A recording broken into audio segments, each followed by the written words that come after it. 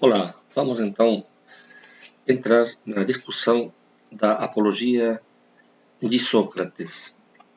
Então, algumas palavras no início da apologia entra Sócrates depois de ter ouvido as acusações. Então, primeiro os acusadores tomavam a palavra frente ao júri no tribunal.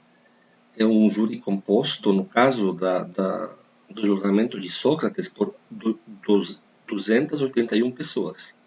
Os membros do júri, repito, perdão, eram 581. É um júri composto por 581 pessoas. Frente ao júri, no tribunal, os acusadores faziam a sua acusação e o acusado se defendia. Ele pessoalmente ou podia pagar alguém para defendê-lo. No caso, se pagava a quem soubesse retórica. Os mestres na retórica, que eram os sofistas, foram o que seria para nós a primeira figura do advogado. Bem, no caso de Sócrates, ele mesmo decide se defender. Então, já entra dizendo que os acusadores falaram com tanta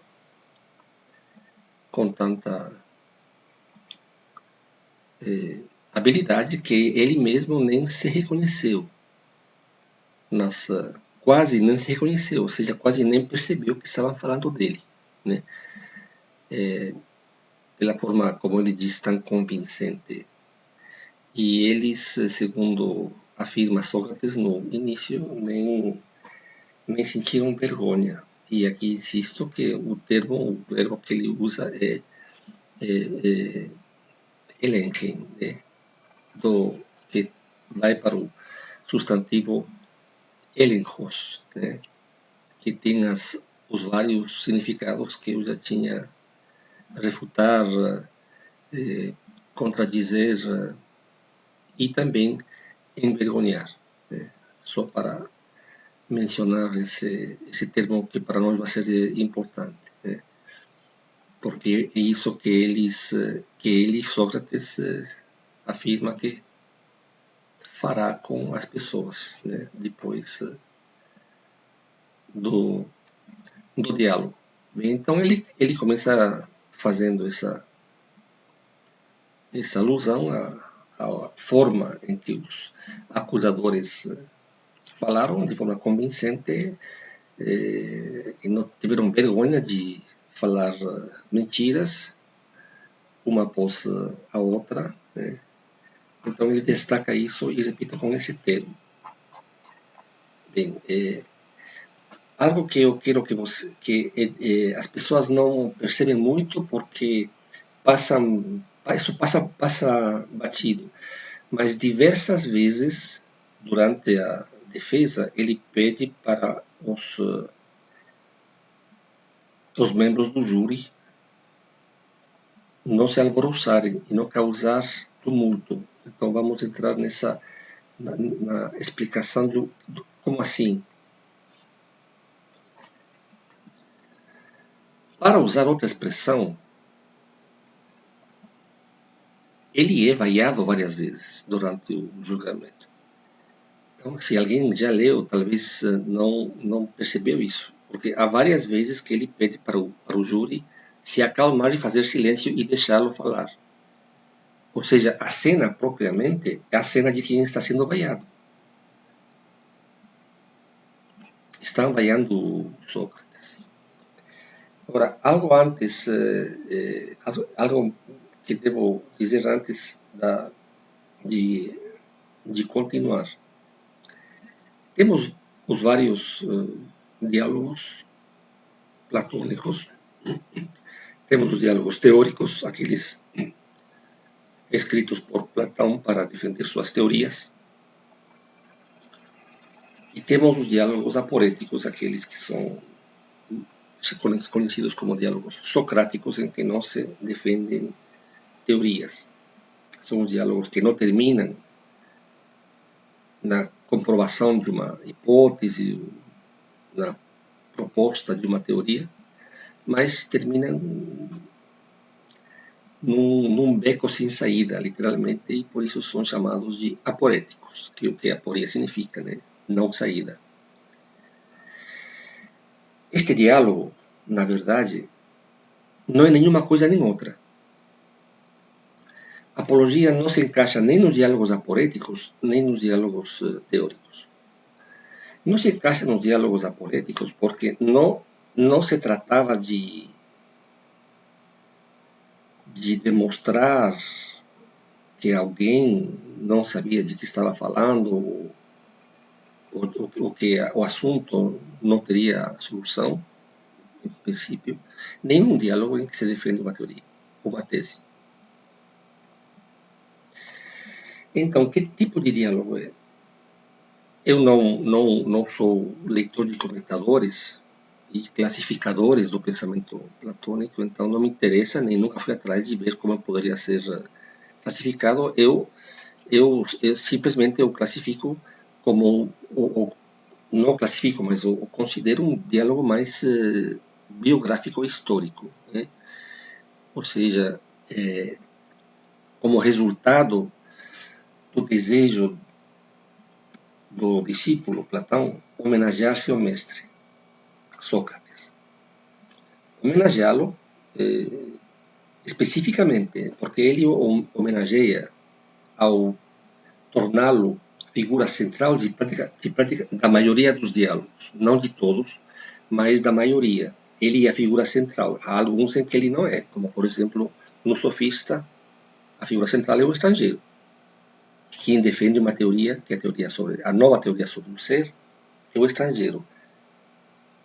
No banquete é a Diotima, não é ele, Sócrates.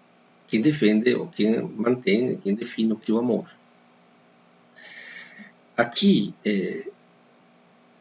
Sócrates é o Sócrates real sobre um fato real, não é um fato fictício como o Eutífron, que eventualmente não aconteceu, talvez o Eutífron nem viveu.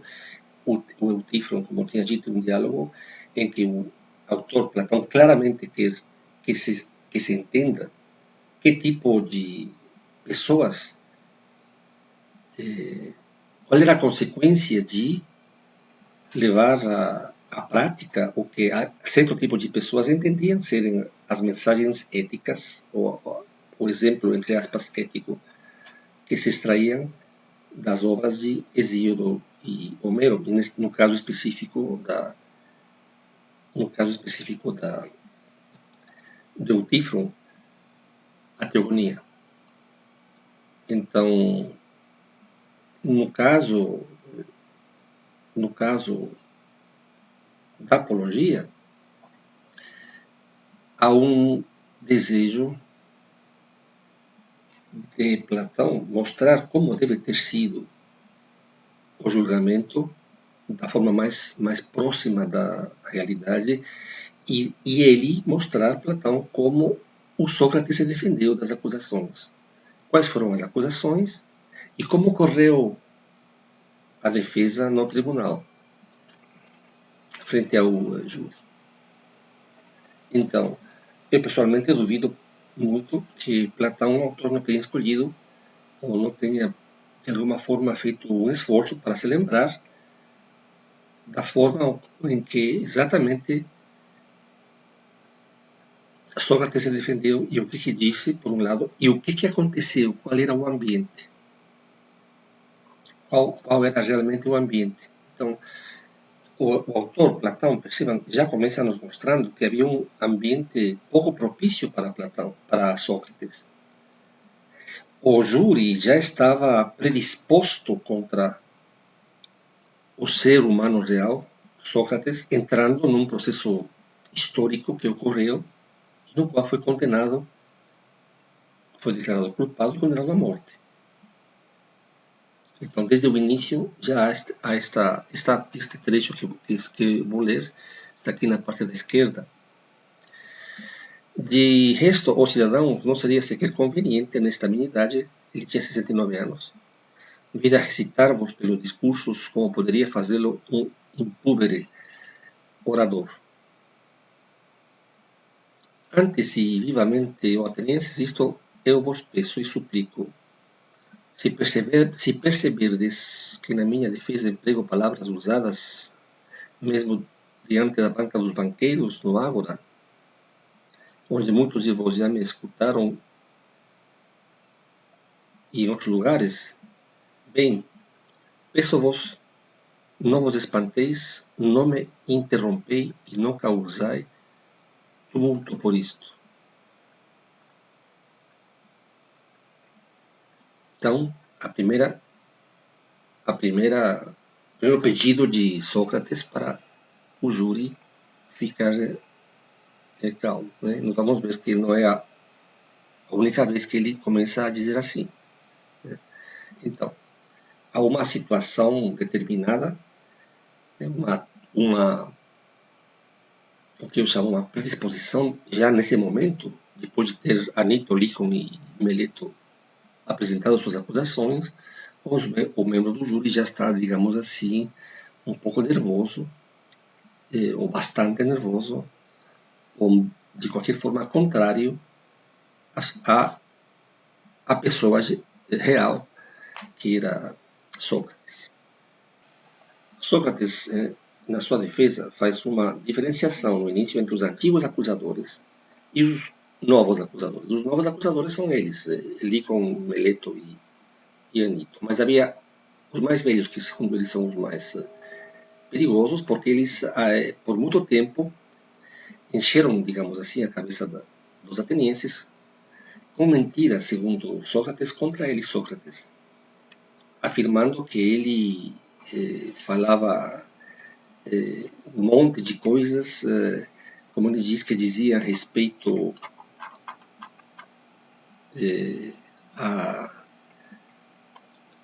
entre outras teorias que ele jamais defendeu. E ele diz, aqui, façamos como se fosse uma acusação jurada de acusadores verdadeiros e próprios, de que se necessitasse ler o texto. O que ele acusava? De que ele acusava? Sócrates é réu por ter se ocupado de coisas que não lhe dizia respeito, investigado o que há sobre a terra e no céu, tentando tornar melhor a razão pior. Era uma das coisas que se lhe acusava. Sempre ele enfraquecia a melhor razão, o melhor argumento, tornando-o pior. Né? E ensinando isto aos demais. É aproximadamente assim a acusação, que seria a acusação antiga. Vocês viram algo similar na comédia de Aristófanes. Então, Aristófanes é um comediógrafo que escreveu As Nuvens, que vocês podem comprar, inclusive em qualquer livraria, ou entrar na internet e lê-la. É uma comédia em que aparece de fato um Sócrates, que seria obviamente ele. É um texto contra Sócrates, na verdade, contra o Sócrates real. É visto caminhar nas nuvens de lá para cá, dizendo que passeia. Ele, na obra de teatro, claro, ele aparecia pendurado em alguma coisa.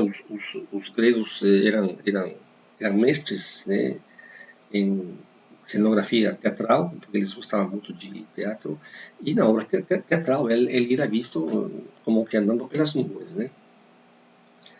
Dizendo que passeia sobre nuvens e outro acúmulo de sandices, que não chego a entender nem pouco nem muito. E não digo isso por considerar aquelas ciências como coisas desprezíveis, as ciências que lhe seriam atribuídas, que ele se preocupava por exemplo, pelas mesmas coisas sobre as que se ocuparam os primeiros filósofos, Tales, Anaximandro e Anaxímenes, por exemplo.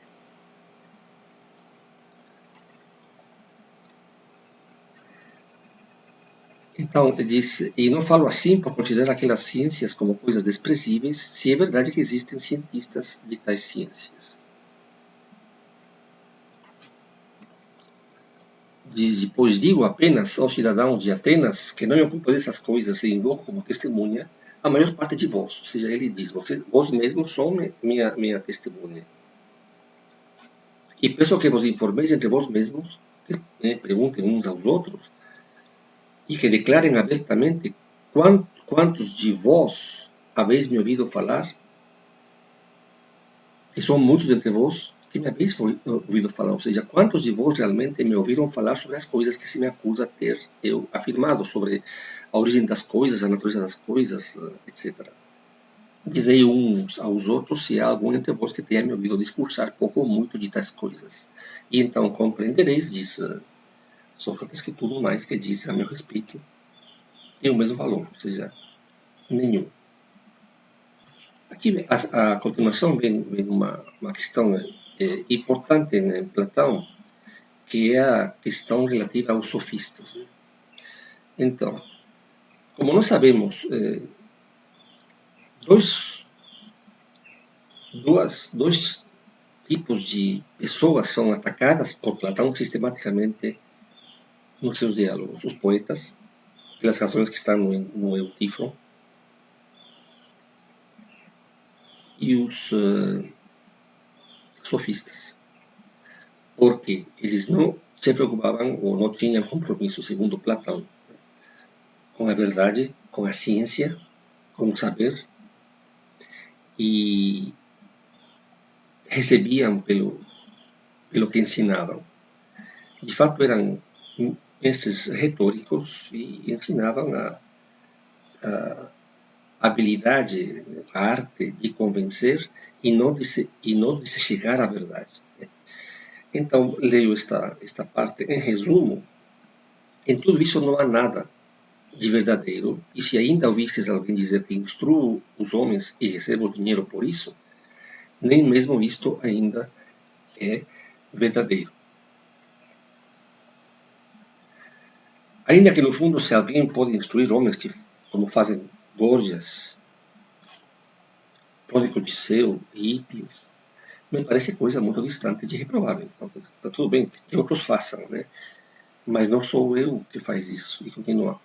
Esses bravos homens vão de cidade em cidade e instruem os jovens, aos quais seria mais fácil, sem despender dinheiro, fazer-se instruir por qualquer um dos seus concidadãos. Aqui está, vejam, claramente uma atitude do autor, Platão, contra os sofistas, e também, eventualmente, do próprio Sócrates, que deve ter dito isso e que também deve ter mantido uma posição contrária à dos sofistas. Com certeza histórica, já que ele próprio nunca recebeu dinheiro para ensinar nada, como ele mesmo diz aqui. E persuadem-nos, os sofistas, aos jovens, a abandonar a companhia dos seus em troca da sua, dos sofistas, recebendo por isso dinheiro e ainda gratidão. Ele dá o caso, Sócrates, ouvi falar de outro homem de Paros, da ilha de Paros, que muito sábio e veio estabelecer-se entre nós em Atenas. E eu soube disso porque fui ver um homem que despendeu muito dinheiro com sofistas, mais dinheiro com sofistas que todos os nossos concidadãos. Então ele pagou fortunas aos sofistas para educarem seus filhos. É o que ele está dizendo agora, Sócrates. Nesta parte aqui, que está na página 8 do PDF, começa uma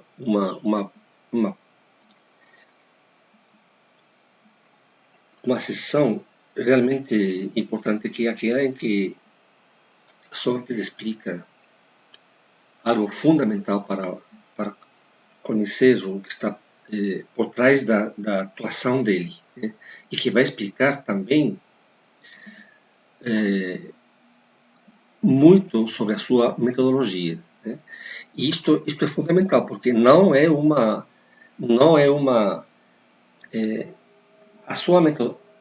se a sua metodologia era maiêutica ou era outra que nós inventemos, com nomes que nós queiramos inventar, essa metodologia, como ele mesmo reconhece, sai das suas próprias palavras e do registro do seu discípulo, do que ele, Sócrates, disse realmente no processo, né?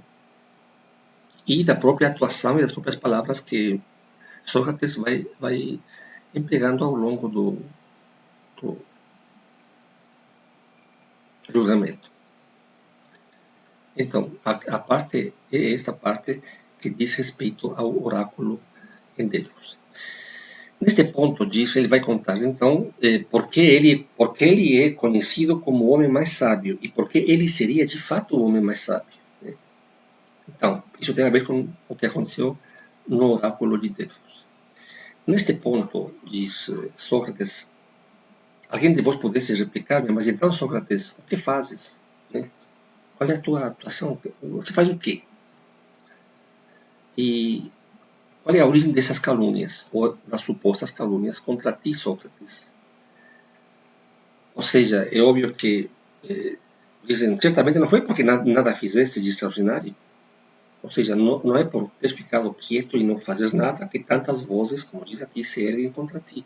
Porque, entre outras palavras, porque, com outras palavras, tens tantos inimigos, ou tantas pessoas que não gostam de ti. Né? Vozes que não teriam se levantado se tivesses feito o que todos fazem, ou seja, não fazem nada de ruim. Né? Dizei então o que fizestes, porque não queremos te julgar levianamente. É o que Sócrates diz. Eu ponho isto, vocês seguramente pensarão nisto, né? Então, por que te estão julgando? Por que tanta gente está contra ti? Bem, então tentarei mostrar-vos o que originou tais vozes e calúnias contra mim. Escutai-me, então. Diz que ele ganhou uma fama de ter uma certa sabedoria. É verdade, cidadãos de Atenas, ganhei esta fama por certa sabedoria que possuo. Ganhei esta fama pela qual as pessoas não gostam de mim por supostamente ou por eventualmente ter certa sabedoria. E de que sabedoria se trata? Ele pergunta. Talvez de uma sabedoria puramente humana. Então vamos ver como ele vai explicar essa sabedoria. E aqui, quando ele está explicando sobre essa sabedoria dele, ele se vê na necessidade, mais uma vez, dizer: peço-vos para não causar balbúrdia.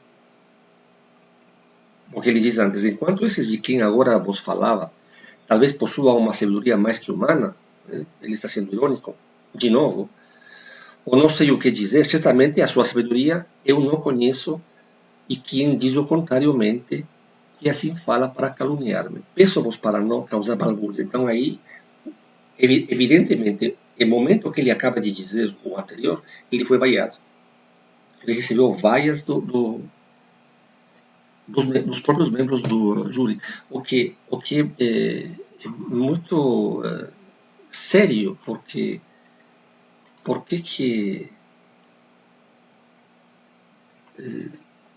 como, claro, os membros do júri hoje são instruídos a ficarem quietos e não se manifestarem, mas no caso, evidentemente, aí,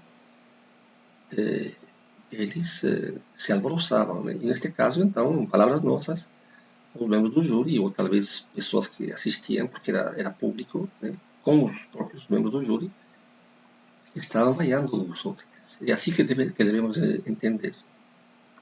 Peço-vos para não causar balbúrdia aos cidadãos de Atenas, embora vos pareça que pronuncio palavras demasiado fortes. Então, começa a explicar a origem da sua suposta ou verdadeira sapiência, sabedoria. Na minha sapiência, se realmente é uma sabedoria, e sobre sua natureza, invocarei como testemunha diante de vós o Deus de Delfos. Então, pronto. Né? Apela dessa sabedoria que se me atribui. A causa é o próprio Deus em Delfos. Conheceis todos a Querefonte. Foi meu companheiro desde a juventude e amigo de vosso Partido Popular. Do vosso Partido Popular. Então, veja. Quando eu digo para vocês que Sócrates não era democrata, nem ele, nem o Platão foram, nem o Aristóteles também. O Platão claramente era um aristocrata, ou seja, pensava que a melhor forma de governo seria Platão, uma aristocracia militar, né? Mais ou menos seria isso.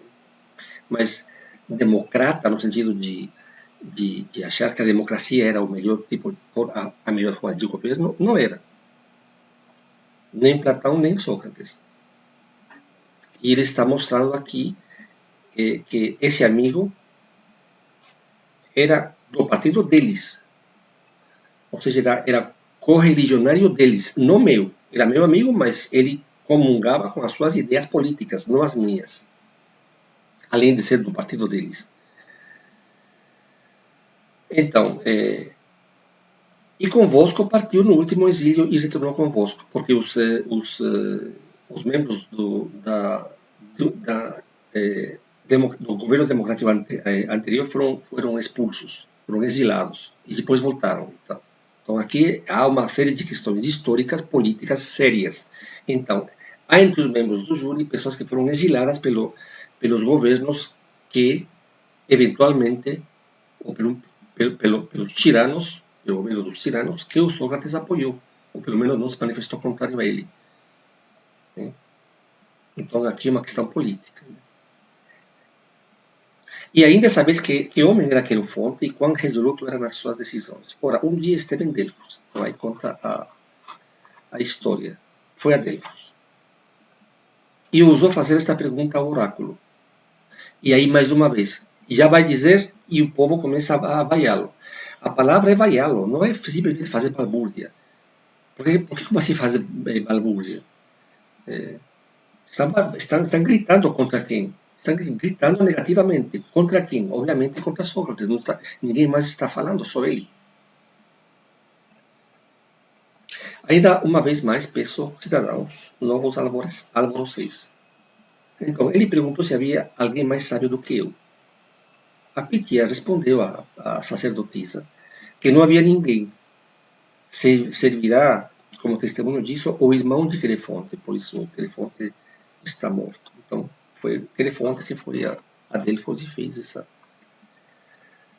Então, o que ele faz? Como eu já tinha antecipado, ele vai dizer a sua reação, e esta então é uma reação que eu considero uma reação normal, de uma pessoa normal que ouve algo que lhe parece extraordinário ou esquisito. Né? O que é? Ele agora diz, por que razão vos conto isto? Desejo fazer-vos conhecer onde nasceu a calúnia contra mim. Né? Quais são as suas origens. Ouvida a resposta do oráculo, refleti deste modo. E eu acho que isso é histórico. Ou seja, eu acho que essa foi realmente a reação dele. O que quer dizer o Deus? O que esconde o enigma? Porque eu, por mim, não tenho consciência de ser sábio, nem pouco nem muito. Eu não sou sábio. Eu acredito que ele disse isso, e disse isso em público. O que quer dizer, então, o Deus quando diz que sou o homem mais sábio? Ou o mais sábio dos homens? Então, o problema é que ele não pode mentir por ser Deus. Então, se ele não pode mentir por ser Deus, como que ele diz algo que eu, pessoalmente, Sócrates, não considero verdadeiro? Então, continua o Sócrates, e por longo tempo permaneci nesta incerteza, sem saber o que queria o Deus dizer. Finalmente, afirma Sócrates, contra minha vontade, pus-me a fazer pesquisas a esse respeito. Dirigi-me a um daqueles que têm fama de serem sábios, pensando que apenas assim poderia desmentir o oráculo e responder ao vaticínio. Desta forma, ou seja, ele diz, então, eu vou ir lá conversar publicamente com este homem sábio e demonstrar que ele é mais sábio do que eu. E aí eu desminto o oráculo. Digo, deve haver algum erro, ou a sacerdotisa se equivocou, ou algum problema há, mas eu mostro agora, com a discussão com este homem, que ele é realmente mais sábio do que eu. Né? Dirigi-me a um daqueles que tem fama de serem sábios, pensando que apenas assim poderia desmentir o oráculo e responder ao vaticínio. E seria esta resposta. Aqui, este é mais sábio que eu, e dissestes que era eu. Então, ele diz, só que, enquanto estava examinando a este homem, o nome ou seja, nas palavras não me atrevo a dizer, era um político conhecido. Basta dizer que era um dos nossos homens políticos, este com que examinando e raciocinando, fiz a descoberta, vai dizer, a experiência que estou para relatar-vos. E segundo me pareceu, este indivíduo, aí ele ironicamente fala, este bravo homem tinha o ar de ser sábio, então se passava de sábio, se achava sábio aos olhos de muitos outros e particularmente de si mesmo. Ele era um convencido de ser sábio. Mas que realmente não era. Tentei então fazê-lo compreender que acreditava ser sábio, mas não o era. Então disse, oh, depois da conversa, eu vejo que você não é sábio. Vamos supor que demonstrou, porque ele várias vezes se contradisse, né, como era seu método. E então, a partir daquele momento, não apenas passou a me odiar, como muitos daqueles que estavam presentes. Que é óbvio. Então, ele foi atrás de demonstrar que havia homens mais sábios, mas ao perguntar e refutá-los nas coisas que eles falavam, o que se demonstrava era que eles não estavam sabendo de que estavam falando e, obviamente, sábios não eram. E a reação deles era odiá-lo, ficar inimigos dele. E retirando-me, concluí comigo mesmo que era mais sábio que aquele homem. Porque, e aí diz, neste sentido, que nós ambos podíamos não saber nada de bom, nem de belo, mas esse homem, acreditava saber e não sabia. Eu, contrariamente, como não sabia, também não acreditava saber, e pareceu-me que, pelo menos numa pequena coisa, eu era mais sábio do que ele. Isto é, porque não sei e nem mesmo acredito que sei. Não me acho um sábio. Então ele continua dizendo, então procurei um outro entre aqueles que tinham fama de serem mais sábios que aqueles, e aconteceu precisamente o mesmo, e ainda este me botou ódio, bem como muitos outros. Então, isto é óbvio, isto é uma consequência necessária. Ele demonstrava publicamente que os supostos sábios eram extremamente fracos mentalmente, eram pretensiosos, prepotentes, se achavam, e ele demonstrava sua fraqueza em público. O resultado, como ele mesmo diz, era só podia ser o ódio por parte destes indivíduos. Aí faz a pesquisa entre os poetas e depois a pesquisa com os artesãos. Né? E repito, os artesãos são os artífices, né? Aqueles que dominam uma arte no sentido estrito, a medicina, a arquitetura, a pintura, são artesãos. Os construtores, os alfaiates, etc. Todos eles são artífices, são artesãos, é nesse sentido. Eles dominam uma técnica. Finalmente, voltou para os artesãos e aconteceu o mesmo que aconteceu com políticos e com os poetas. Ou seja, só que os políticos achavam que sabiam e não sabiam nada. Os poetas tinham uma espécie de inspiração, ele diz, e faziam poesias lindíssimas, mas quando eram perguntados, realmente demonstrava não saber.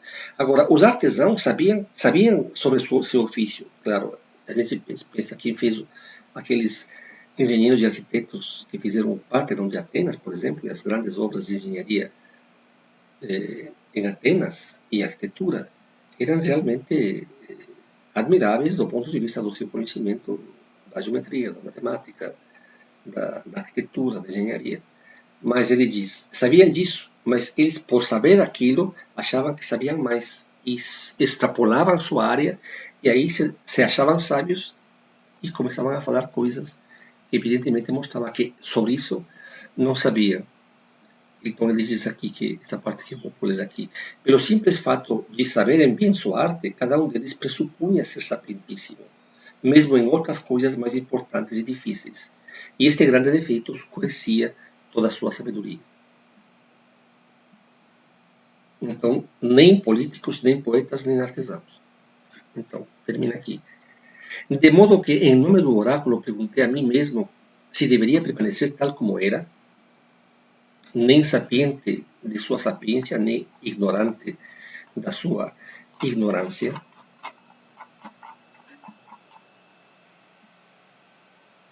ou dizer outra coisa, ou dizer uma outra coisa, como era responder a mim mesmo e ao oráculo que me era melhor permanecer tal qual eu era. Ou seja, ciente da minha ignorância, sabedor de que não sei. Né? Tipo, que ele diz a continuação. Ora, devido a esta pesquisa, muitas inimizades surgiram contra mim, o que é óbvio. O que eu digo, insisto, isso é óbvio. E entre as calúnias, o nome de sábio, porque toda vez que discutia, as pessoas presentes acreditavam que eu fosse o sábio daquelas coisas em que os outros se contradiziam. E por isso eu demonstrava que eles não sabiam. Mas não era porque eu sabia, né? Era porque eles se contradiziam, uma após outra vez. Mas a verdade é outra, cidadãos. Quem sabe é apenas o Deus. Então aqui faz uma interpretação. E quer dizer com seu oráculo que pouco ou nada vale a sabedoria humana. E dizendo que Sócrates é sábio, não quer referir-se propriamente a mim, Sócrates. É uma interpretação que ele deveria ter feito, ele fez, né, do oráculo. Mas apenas usar meu nome como dizendo, ó homens, é sapientíssimo entre vós aquele que, como Sócrates, tenha reconhecido que sua sabedoria não possui nenhum valor. Então, esta é a interpretação que ele faz do que aconteceu, e eu acredito que deva ter sido realmente assim, no sentido de ele ter chegado a essa conclusão por esses meios. Então, e aqui está o problema. É porque ainda hoje, depois, isso já aconteceu há algum tempo, mas ainda hoje estou fazendo o que estava fazendo, e, ou seja, em outras palavras, me angariando de inimigos, discutindo na rua, na praça pública, e mostrando que não sabem frente a um monte de gente. Eis porque ainda hoje continuo procurando, investigando, segundo a palavra de Deus, se há alguém entre os cidadãos ou estrangeiros que possa ser considerado sábio, e como me parece que nenhum, ou seja, venho em ajuda ao Deus, demonstrando que não existe nenhum sábio. Então diz, esta é de fato uma missão divina. Ele interpreta isso como uma missão divina. O oráculo mandou, o Deus mandou por meio do oráculo a Sócrates mostrar que não há sabedoria humana. Como? Discutindo com as pessoas e demonstrando que não sabem. E tomado como estou por esta ânsia de pesquisa, não me restou mais tempo para fazer algo considerável, nem pela cidade, nem pela minha casa, e vivo em extrema miséria por este meu serviço ao Deus. O que é verdade, ele era pobre. Então, ele assumiu isso como missão e foi atrás do que ele supunha ser essa missão. E o que conseguiu foi ficar pobre, continuar pobre, e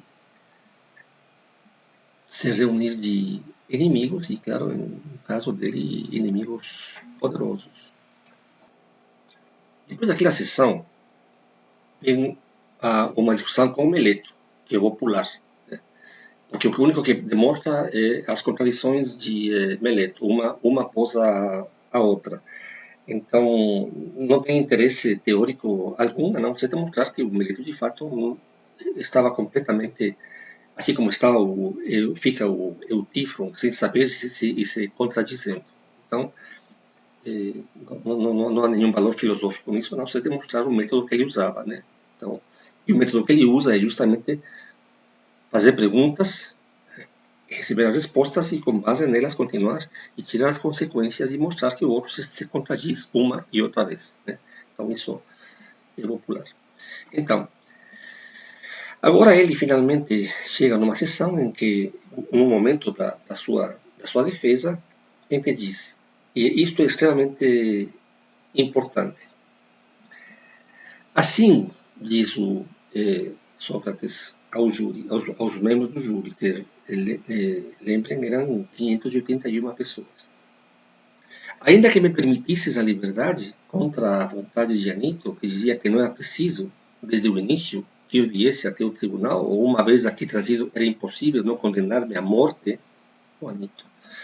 Porque dizia, se consigo escapar da condenação daquele momento em diante, se os filhos, continuando a praticar os ensinamentos de Sócrates, estariam irremediavelmente perdidos e corrompidos, né?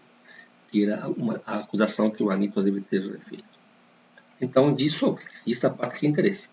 Se ouvindo este raciocínio de Anito, dissestes a mim, Sócrates, não desejamos dar agora atenção a Nito e deixamos-te livre. Contanto, né, com esta condição. Com a condição que não percas mais o teu tempo nestas pesquisas, nem te ocupes mais da filosofia. E se fores surpreendido a praticá-la, ainda estas coisas, estás fazendo, né, essa tua atitude de interrogar as pessoas nas ruas, morrerás. Te deixamos livre, com outras palavras, com a condição de que não voltes a fazer o que fazias. Então, aí continua Sócrates. Sim, como eu dizia, Sócrates.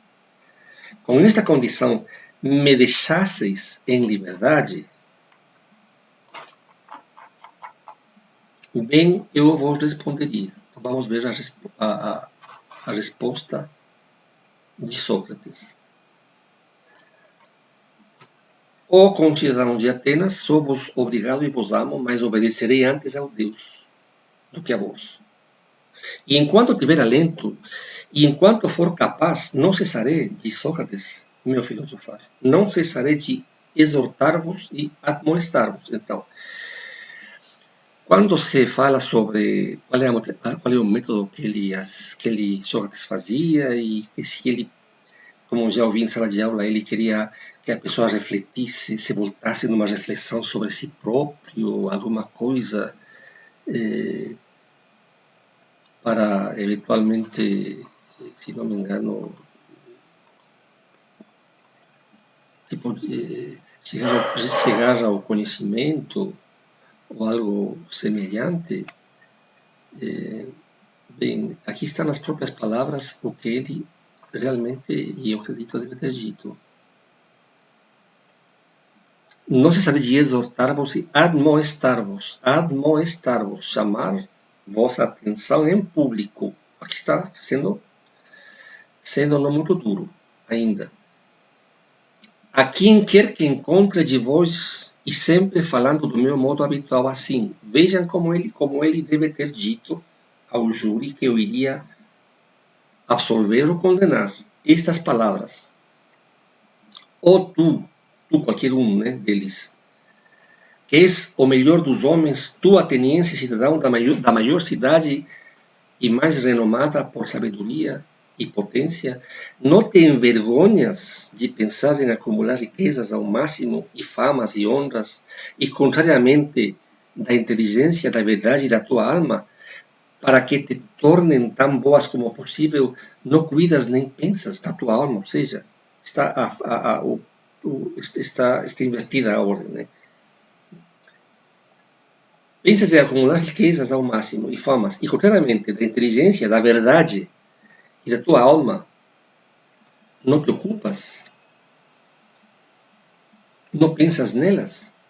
E se alguém de vós retorquir que não é verdade e que cuida realmente delas, vejam agora o famoso método de Sócrates, que não tem nada a ver com conhecimento ou com, sei lá, autorreflexão, sei lá, que eu ouvi dizer, né?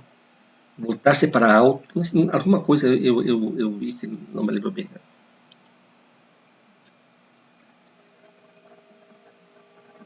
E se alguém então de vós retorquir que não é verdade e que cuida realmente delas, da alma, etc., da verdade, não o deixarei andar sem mais, nem irei embora, mas o interrogarei, o estudarei e confutarei, ou seja, refutarei. E se me parece que não possui virtude, mas apenas diga possuí-la, o envergonharei. Está aqui várias vezes grafado. O envergonharei. Que é um dos significados de elencos, né? Elencos, que não tem nada a ver com conhecimento científico, com conhecimento, sei lá. O envergonharei demonstrando-lhe que tem as coisas mais apreciáveis na conta de vis e reputa de valor as vis. E farei isto com qualquer um que deseje, jovens ou velhos, cidadãos ou estrangeiros. E mais aos cidadãos, a vós, né, de Atenas, digo, que me sois mais estreitamente próximos. Isto vós a sabeis, é ordem do Deus e estou persuadido de que exista para vós maior bem na cidade que esta minha obediência ao Deus. Não há nada melhor que tenha acontecido para vós, atenienses, que eu, ao fazer isso que estou fazendo. É o que ele diz, por Sócrates. E veja como termina essa parte. Por tudo isso, deixai que vos diga, diz ele, atenienses, ou dareis ouvidos a Anito, ou não dareis. Absolver-meis ou não. Mas de qualquer modo, sede persuadidos, né, ficai persuadidos, que jamais farei de outro modo que este que eu, né, sempre fiz. E vejam como termina esta parte. Ainda que não apenas uma, mas muitas mais vezes devesse morrer. Então, em outras palavras, cidadão de Atenas, se me deixais livre, eu vou continuar fazendo o que estou fazendo e quando vos encontre na rua, vou envergonhar vocês cada vez que eu perceba que vocês não respeitam as coisas que eu Sócrates, acho que são boas. Então, de alguma forma, Atenas inteira, e isto é importante dizer, porque aqui eu vejo uma grande pretensão de Sócrates ao pensar que, então, o que ele acha que deve ser valioso, ele acha. Então, ele sabe o que é valioso. Ele. Então, a partir da sua posição sobre o que é valioso ou não, ele vai julgar os outros, ele vai envergonhá-los publicamente. E lhes diz ainda, se me deixais sair, eu vou fazer isso. Mesmo que me condenem à morte tantas vezes quantas me julguem. Então, devemos também ver esse lado e como o júri, qualquer júri humano, deveria ter reagido frente a o que eu mesmo reagiria ante alguém que me diga de um patamar superior, de um nível superior da sabedoria, do que é valioso, porque aqui ele, no fundo, perceba, se está dizendo, diz que não sabe. Mas se não sabe, como que ele sabe o que é valioso, e digno e sublime, eticamente falando? Então aqui há um problema. Há pelo menos um grande problema.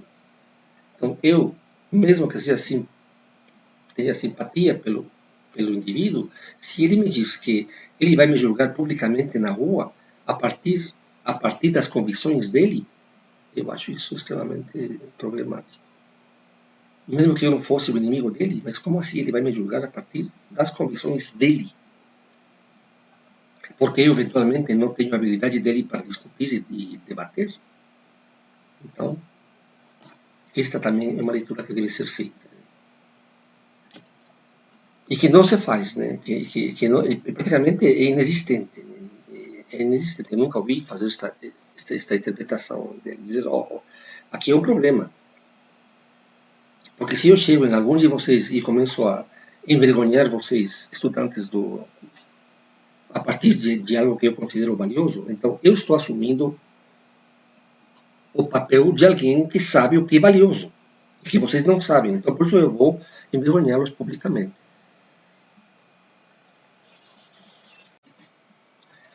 E vejam o que aparece imediatamente a seguir. Depois do que acabou de dizer, ele diz o seguinte, eu tive que escrever em azul porque eu marquei isso no meu texto e na cópia saiu preto. Não fazei ruído, ó atenienses, lembrai-vos da minha súplica de que não viesses a promover tumulto. Então, a reação, depois do que acabou de dizer, eles, membros do júri, devem ter começado imediatamente a vaiá-lo. Devem estar gritando aos beijos e vaiando e insultando os homens. Por ter dito o que acabou de dizer. Porque a continuação do que ele disse, que ele pode morrer 1000 vezes, mas 1000 vezes ele vai ir atrás de cada um deles na rua, se o deixam livre para envergonhá-los. O júri reage desse jeito e ele diz, não, peraí, não façam balbúrdia, fiquem calmos. Lembrai da minha súplica. Penso de resto que vos será útil escutar. Né? tenho ainda algumas outras coisas, as quais vos alçareis a voz. Então ele ainda tem outras coisas a dizer e que vai provocar, obviamente, em outras palavras, a fúria dos membros ou de muitos membros do júri. Persuadivos diz, se concordares, se condenares a morte a mim, que sou tal como acabo de dizer-vos, não me causareis maior mal que o que podeis causar a vós mesmos. Então, se vós, membros do júri, me matais, estareis fazendo dano a vós mesmos e não a mim. Né? Então, a provocação continua. Né? E pouco depois, nesta sessão aqui, que está em azul, porque não dá para ver aqui pela mancha no texto, portanto, cidadãos de Atenas, estou bem longe de estar falando na minha defesa, como alguém poderia pensar, mas falo por vós. Então ele reconhece que não se está defendendo corretamente, que não está pensando em se defender, mas ainda diz, com esta minha atitude, que claro, de provocação, diria eu, Gonçalo, contra respeito para os membros do júri, ele diz, falo por vós. Né? Que se me matardes, não será fácil encontrar outro semelhante a mim.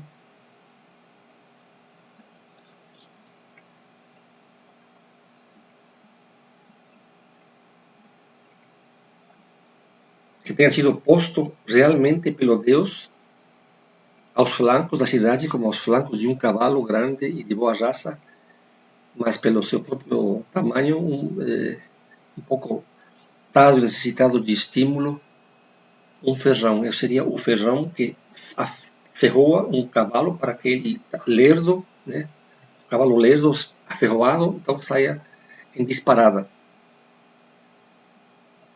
Como um estímulo, né? Eu sou um estímulo para vós. Então ele diz assim o Deus me colocou nos flancos da cidade. Jamais cesso de estimular-vos, de persuadir-vos, de falar-vos. Então, vós, cidadãos de Atenas, não encontrareis ninguém igual a mim. Que, segundo ele, fará o que estou fazendo, e isso é por seu próprio bem.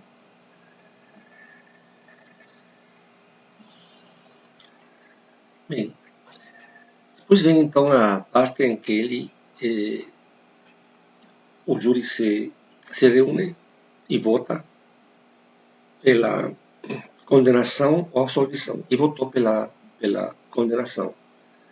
Então, o momento em que é informado em público, e ele fica sabendo, obviamente, aí no tribunal, que foi condenado por 220 a favor, votos, e 281 em contra.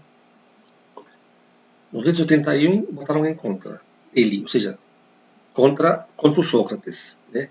A favor da condenação como culpado, e 220 pela absolvição. Então, 281 menos 30 será 250. E 220 mais 30 seria 250.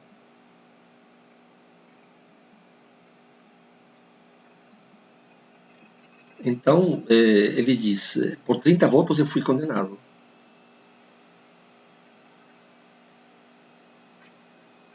Então, vejamos o que Sócrates diz. O nome comover atenienses, com o que acaba de suceder, por terem votado minha condenação, é devido, entre outras razões, que me ocorre ao fato de não ter sido tomado de surpresa. Ou seja, ele fala que não foi tomado de surpresa. Dificilmente alguém teria se surpreendido que eu seja condenado depois de semelhante defesa. Que, em última instância, uma provocação de cabo a rabo, do início ao fim. Mas o que me parece mais estranho, e de fato eu, Gonçalo, concordo, é a quantidade de votos favoráveis. e opostos, pois pensava ser condenado por muito mais votos e não tão poucos. Segundo agora me parece, com apenas 30 votos favoráveis, teria sido absolvido. Assim, parece-me ter escapado das mãos de Meleto, e não apenas ter escapado delas, mas o que é muito claro, de Anito, Líquido, etc. Então, por 30 votos, ele foi condenado. Aqui vem mais uma parte problemática, porque cabia ao réu, neste caso condenado, propor a pena. Seria o exílio, as possibilidades eram estas: o exílio, a pena de morte ou uma multa. Então, ele diz: este homem, portanto, acredita que sou merecedor da morte. Seja, e eu, que pena oporei a vós, atenienses? Não é claro que a que me corresponde? Qual será, portanto, que pena merecerei, ou que multa por não haver desfrutado tranquilamente durante a minha vida do que aprendi, mas descuidar-me do que atrai a maioria, né, riquezas, e fazer o que eu fiz? Né? Bem, que mereço por ter sido dessa maneira? Pergunta Sócrates.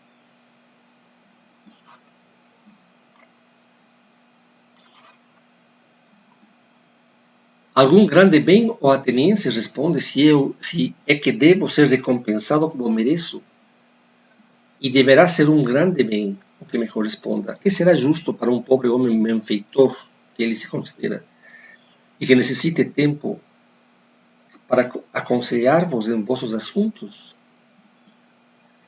Então vejam, o que conviria mais esse homem, atenienses, a não ser mantê-lo no Pritaneu, com muito maior razão que aquele que entre vós, com cavalo, biga ou quadriga, tenha obtido vitórias nos Jogos Olímpicos? Então, no Pritaneu era um lugar público de refeições, nas que se honrava com refeições especiais aos heróis dos Jogos, aos campeões dos Jogos Olímpicos ou a heróis. Porque esses vos proporcionam felicidade, bem como a mim, e não necessitam que se lhes dê com que viver, e eu necessito. Então, se eu devo pedir segundo o direito aquilo que me corresponde, eu peço ser alimentado no Pritaneu. Como disse, dando um exemplo, ser alimentado no melhor hotel da cidade. Pensem, percebam qual seria a sua reação e se isso de fato merece ser chamado de pena.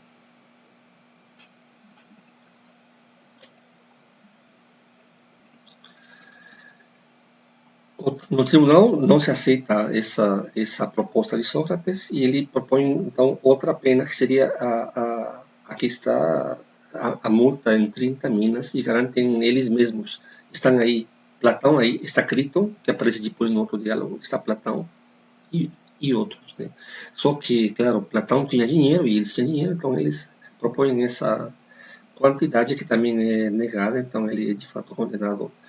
A condena à morte se mantém. Então, no final do diálogo, ele diz: mas é aqui, né? Né? Estamos aqui. É chegada a hora de ir, eu a morrer e vós a viver. Quem de nós caminha para o melhor, é fato desconhecido por todos, menos pelo Deus. Então, ele termina o diálogo. Ele é de fato condenado à morte. Ele foi condenado à morte, foi para a prisão e foi executado. Né?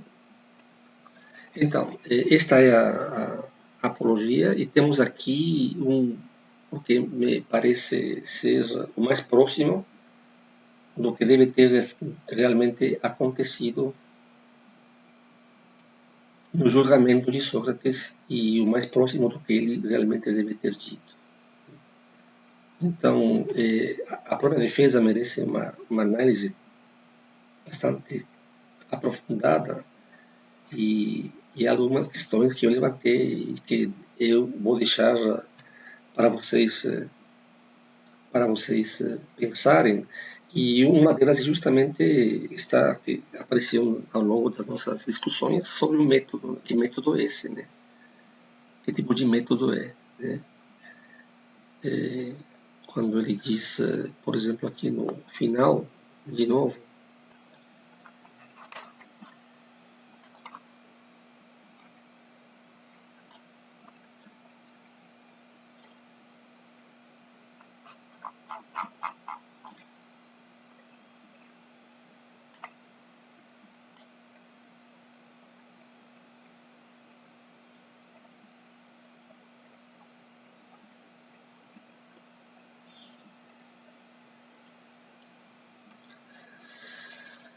no final ele diz, a estes eu digo mais que isso, meus filhos, ele pede, quando crescidos castigai os cidadãos, ocasionando-lhes os mesmos problemas que vos causo eu. Se vos parecer que cuidam mais das riquezas ou dos bens ou coisas semelhantes do que da virtude. E se derem mostras de serem qualquer coisa que não são, envergonhai-os, os meus filhos, como eu vos envergonho. Aí está mais uma vez o elenchen, né? A atitude do chamado elencos, que para outros acadêmicos virou um método miraculoso de conhecimento que supostamente ele teria defendido em lugar da maiêutica. Como eu vos envergonho, porque ele usando o método maiêutico, os força a se contradizer e ficarem envergonhados. Então não tem nada a ver com algo imediatamente positivo, né, de conhecimento, de ciência. Que não cuidais das coisas de que devíeis, e creem valer alguma coisa quando não valem. Se assim fizerdes, terei de vós aquilo que era justo, eu e meus filhos. E termina então, mas é chegada a hora de eu ir, eu a morrer, vós a viver. Quem de nós caminha para o melhor é fato desconhecido para todos, menos pelo Deus. E aqui termina o diálogo.